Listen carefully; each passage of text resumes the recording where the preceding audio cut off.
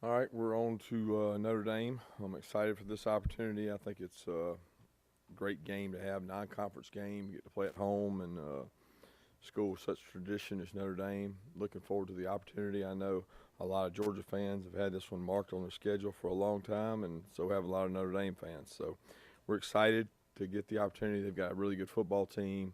I got a lot of respect for Coach Kelly and the job he's done and what he's built there. And their staff actually is one of the best staffs in the country. So, got good football players, and it should be a great opportunity for both teams.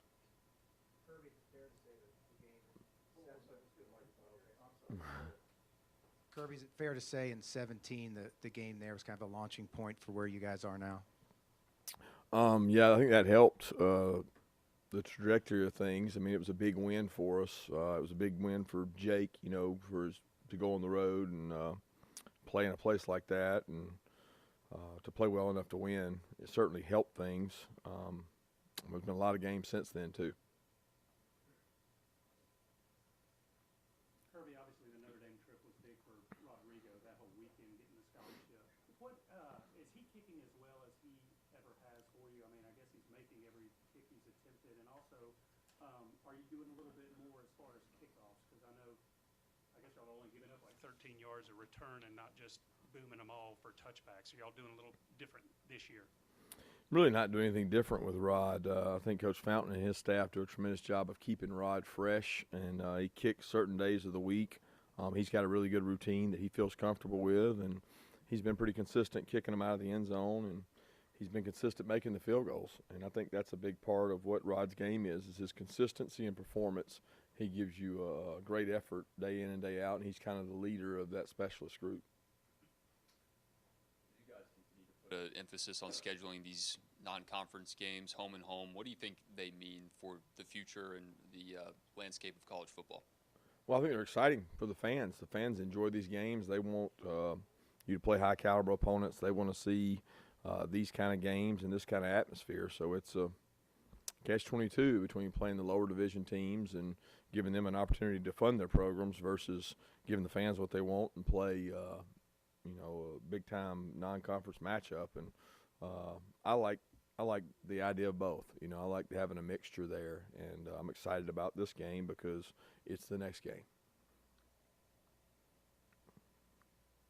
Kirby, I guess we'll never know what would happen if you don't close out Notre Dame in 2017, but how much was it less a launching pad game or more of a reflection of the improvement you guys had made over the previous year in that offseason?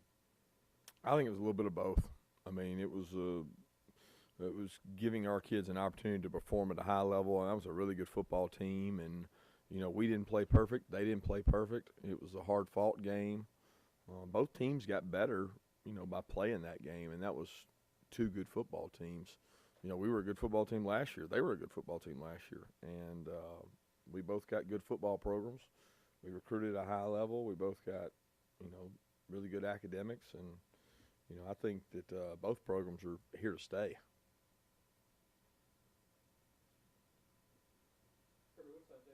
Availability, and how do you evaluate how Cade and Sawyer have done at that spot? Cade and Sally have done a good job, but Sally hadn't been at his spot. So you asking about Sally at Isaiah's spot? Yeah, Sally doesn't play where Isaiah plays. Oh, Jamari. I got you. Yeah, I thought you said Sally. Sorry. Yeah, Sally, Jamari and Cade have done a good job with his absence. I mean, Cade rep there kind of all camp. Jamari rep there all camp. As far as Isaiah's availability, I won't know much until today. I mean, I'll get to watch him a little bit today, but we think he's coming along well. We'll find out more today. Coach, how much does y'all's experience in other big games that these kids have played in, how will those ways help you in a contest like this on Saturday night? Well, same way it'll help them. They played in big games. They play in a lot of big games annually. They had a playoff game last year against Clemson. I mean, they've got a lot of players who've played a lot of big games. So have ours. The guys who haven't, for them and us, that'll be the biggest new experience for each one of them. And most of these kids nowadays are coming out of high school programs where they get to play in a lot of big games. But we have, especially at some positions, some guys who've played in a lot of big-time football games. You hope that helps them, but you know, when you look across their roster, there's guys that have played there for quite a while as well.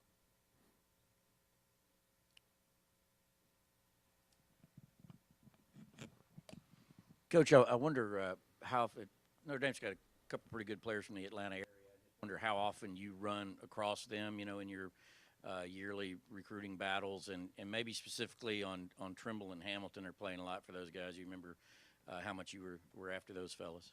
Yeah, we cross paths with Notre Dame. I mean, probably on 2 or 3 kids a year, but they do a great job recruiting. They've got a great opportunity and product to sell just like we do, and both those 2 kids we recruited really hard and got a lot of respect for both of them. They come from great academic backgrounds, great families. You know, Trimble's dad played here right before I got here. It was a great player, and he's a really good player. So both those guys got a lot of respect for him.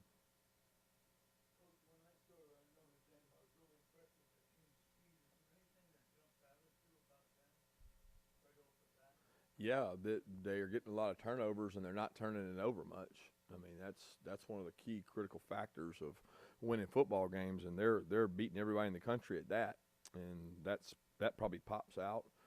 Very, very low, not very penalized team, meaning they've got a lot of discipline. They get turnovers, and they got good players, and they execute at a high level.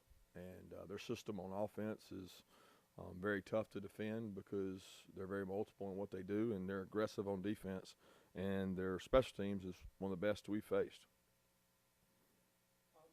A little bit of a odd question, but Senior, remember you talking about after the Kentucky game last year when you guys were struggling on the defensive line with bodies there that Trey Hill kind of cross-trained a little bit during that week.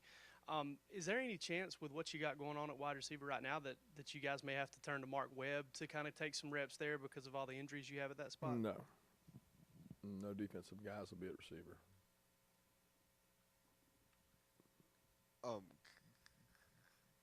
Coach, with Ian Brooke, what type of challenges are there with facing a talent like him who's got the mobile abilities there, and then in your own defense? So is it encouraging at all to see Tyson Campbell and Eric Stokes being able to work well as a pair over these last few weeks? Yeah, I'm excited about what Eric and Tyson have both done, but I'm also excited about Tyreek Stevenson and DJ, who continue to get better each day with their execution. As far as Ian Book, he's very talented. The guy's fast, explosive. He's a dual threat guy that doesn't have to be a dual threat guy. I mean, he's exactly what is hard to prepare for, because when a play breaks down, a lot of times you think it's a coach or a defensive coach, you got it right. You finally got it right, and then all of a sudden he gets a 10-yard gain on a play that you got it right on. You know, you had him for a sack or you had him for a no gain. He turns it into a 10-yard gain. He has a lot of explosive plays where he scrambles to throw and scrambles to run. He's not a guy that just does one. He does both. And it's frustrating. You have to be really patient because, you know, you want to get him as a rusher, and then when you don't get him, you get frustrated, and it goes from being a lost yardage play to being, you know, 2nd and 5. And he's really talented. Very impressed with him as a kind of commander and also as a scrambler. Coach, can you update us on the receivers' injuries, and also Tyson Campbell, who left the game with a right foot, I think was reported in the press box? Yeah, I don't know much on any of those guys because, again, I haven't been able to see them. So we'll see how they go today. I think Tyler Simmons is going to be fine, like I talked about. We think D-Rob's going to be fine. We'll find out today. Kieris is still injured, and don't know if we'll be able to use him or not. And then Tyson Campbell, we hope to be okay as well, but won't know a lot until after the day. What's that? I would call it a lower extremity injury. With Tyson Campbell, he had more pass breakups in the Arkansas State game than he did all of last year. Is he more confident or comfortable at that cornerback position than he was a season ago? Yeah, I'd say he's more confident. I think you can't help but be more confident after you go through a rookie season and you playing in the SEC and you're playing opposite of D. Baker, so he got a lot of throws last year. He and Stokes both did. But he's a year older. He's a year stronger. He's a year more mature. He understands our system better, and it allows him to play with a little more confidence. Their defensive line, and who do they remind you of some of your recent opponents? Well, I don't know anybody we've played recently is like them on the defensive line. They have superior size and speed combination. They've got really good edge players. Their guys can get off the edge and rush really well. They do a tremendous job. They got guys that move around, just athletic, and they're very multiple in what they do, and they're disruptive. So I can't really compare them to anybody that we've played thus far up front. Maybe some individuals that we've played up front, but not as a whole, as a group. They do a great job, and they create a lot of issues for you with their movement and their pressure package, and they're really aggressive because they know they're going to score points offensively. Coach over here, how has J.R. Reed developed as you've seen him come along, and what does he mean not only in the secondary but kind of just his leadership on the whole defensive side? Well, since he's been here from day one, he's been high character, hardworking. I mean, you get the best of JR every day at practice. JR doesn't take a day off, and that was when he was even not eligible to play. I mean, he was a really hard worker, and that jumped out at you. And then, he performed well and played well. I don't even know what year he was at the time. I guess a sophomore when he had to play in this game and some other games that year. So he's grown into a very confident, good leader, and he helps the other guys in the secondary and the other guys on the defense know how to prepare for a game. And I think in games like this, it gives them some comfort in a guy that's played in a lot of football games for us. Coach, over the last handful of years in your recruits' living rooms, how much has this specific game come up as a sales pitch, and how does a strong schedule kind of become a selling point to a recruit? Well, I think that having a strong schedule is a huge selling point. But in the SEC, I think we all got that, because I really believe that the SEC schedule gives you an opportunity to play in the greatest venues in all of college football.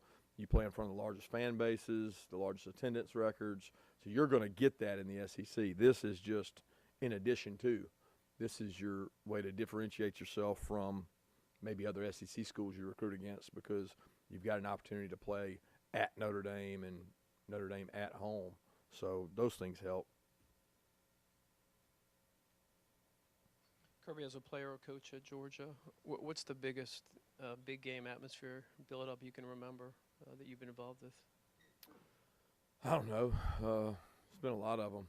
I mean, since I've been here as a coach, when I was an assistant here as a coach and as a player, I mean, there's been a lot of big games, and I think that's what is great for the kids. I mean, you don't have a ton of top 10 matchups, maybe the caliber of this one, but there's a lot of top 25 matchups been played in that stadium. So it's a great opportunity for our program, and to be on a national stage, it's a great opportunity.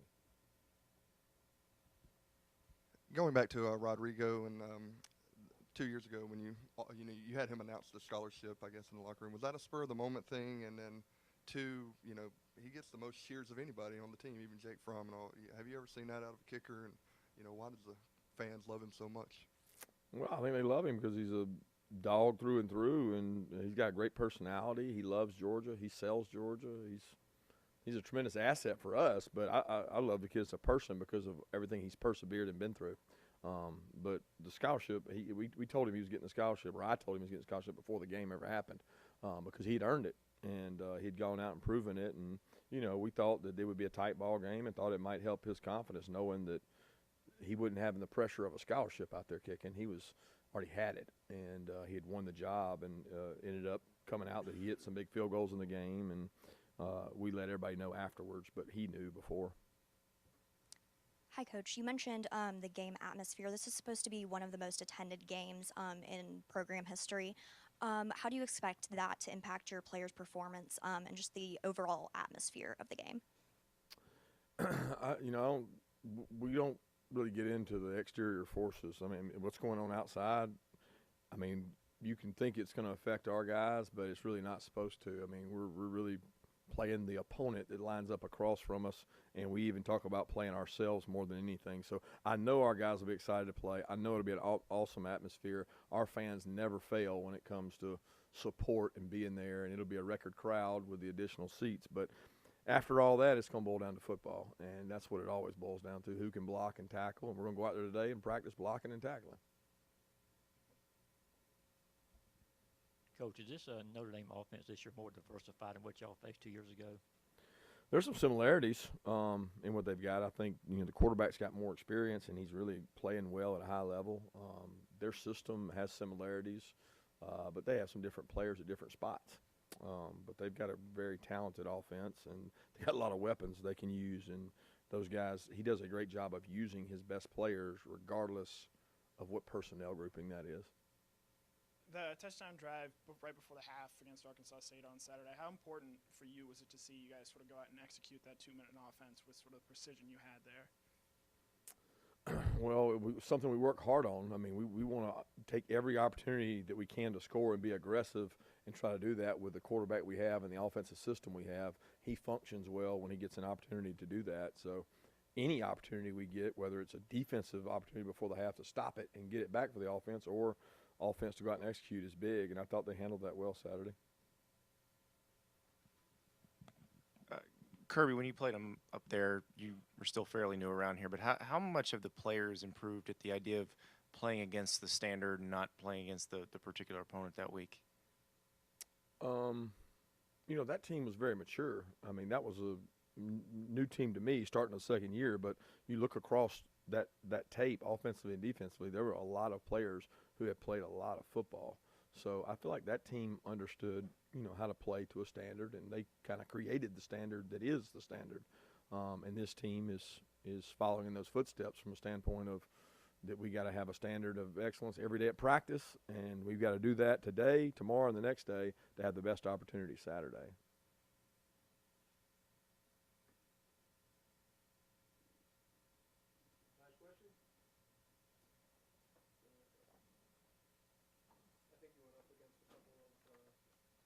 Second-round picks on their offensive line in 2017. What's your impressions of this group in terms of the matchup for you guys? A lot of returning starters. I mean, you look at across the board, they've got 27-game starter, 27-game starter, 14-game starter, 19-game starter. I mean, that's very similar to us when it comes to the guys that have played in big games. You look out there at their film last year, they've got basically the same offensive line with the exception of maybe one guy playing now. So I'm big. I know I'm comfortable as a coach with guys with experience.